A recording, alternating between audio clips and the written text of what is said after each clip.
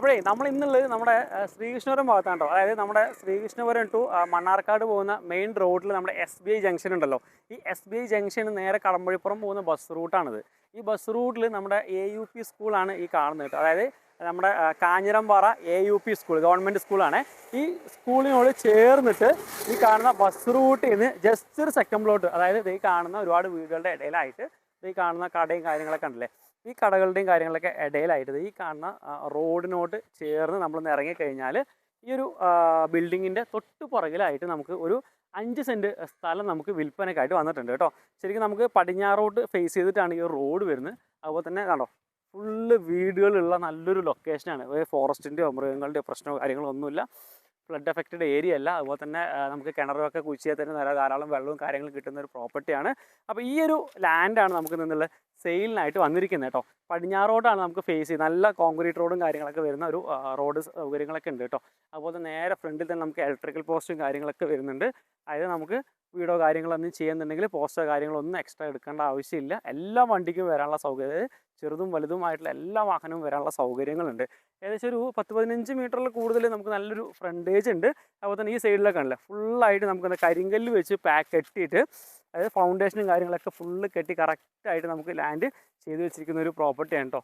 അതുപോലെ തന്നെ നമുക്ക് മണ്ണ് ഫില്ല് ചെയ്യാനോ അല്ലെങ്കിൽ മണ്ണ് മാറ്റാനോ അങ്ങനെയുള്ള പ്രശ്നമോ കാര്യങ്ങളോ ഒന്നുമില്ല. നല്ല ഒരു സൈലൻ്റായിരിക്കാൻ പറ്റുന്ന ഒരു നല്ല അടിപൊളിയാണ്. പിന്നെ സ്കൂളും കാര്യങ്ങളൊക്കെ നേരെ ഫ്രണ്ടിലാണ് കേട്ടോ. അതായത് ഒന്ന് റോഡ് ക്രോസ് ചെയ്താൽ നമുക്ക് എന്തായി സ്കൂളിലേക്ക് എത്തി. അതുപോലെ തന്നെ നമ്മുടെ ഹോസ്പിറ്റൽ ജസ്റ്റ് ഒരു 50 മീറ്റർ ജസ്റ്റ് ഡിസ്റ്റൻസ് പോയി കഴിഞ്ഞാൽ ഒരു ഹോസ്പിറ്റലായി.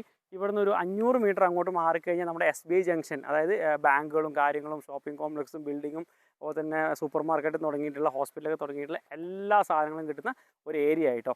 അപ്പോൾ ഏത് പാതിരാത്രിക്ക് വേണമെങ്കിലും നമുക്ക് വരാനും പോകാനും ഒക്കെ പറ്റുന്ന നല്ലൊരു ഏരിയ കൂടെയാണ്. അപ്പോൾ ഇതാണ് നമ്മുടെ ലാൻഡ് ഏരിയ വരുന്നത്. അപ്പോൾ ഇത് നമ്മുടെ ഓണർ കൊടുക്കാൻ ഉദ്ദേശിക്കുന്നതാണ് കേട്ടോ. അപ്പോൾ ഓണർ ചോദിക്കുന്ന വില എന്ന് പറയുന്നത് സെൻറ്റിന് 2,50,000 രൂപയാണ് വരുന്നത്. ശരിക്കും നമുക്ക് ബസ് റോഡിന് സെക്കൻഡ് പ്ലോട്ടാണ്. തൊട്ടടുത്തൊക്കെ ഓപ്പൺ കിണറാണ് കേട്ടോ. ജസ്റ്റ് വന്ന് നോക്കുകയാണെങ്കിൽ നിങ്ങൾക്ക് മനസ്സിലാക്കാൻ പറ്റും.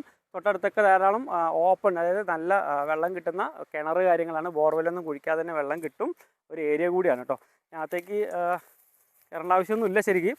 എന്നാലും അതായത് നമ്മുടെ റോട്ടിൽ നിന്ന് കുറച്ച് ഹൈറ്റിൽ, അതായത് ഒരടി ഹൈറ്റിലാണ് ഈ സ്ഥലം നിൽക്കുന്നത്. എന്ന് വെച്ചാൽ ഒരിക്കലും നമുക്ക് എന്തില്ല വെള്ളം കയറില്ല. എത്ര മഴ പെയ്താലും വെള്ളം നല്ല സ്ലോപ്പിൽ നമുക്ക് റോഡിലോട്ട് ഒഴുകി, റോഡാണെങ്കിൽ ചെറിയൊരു സ്ലോപ്പ് ഉണ്ട്, അങ്ങനെ അങ്ങോട്ട് പോകും കേട്ടോ.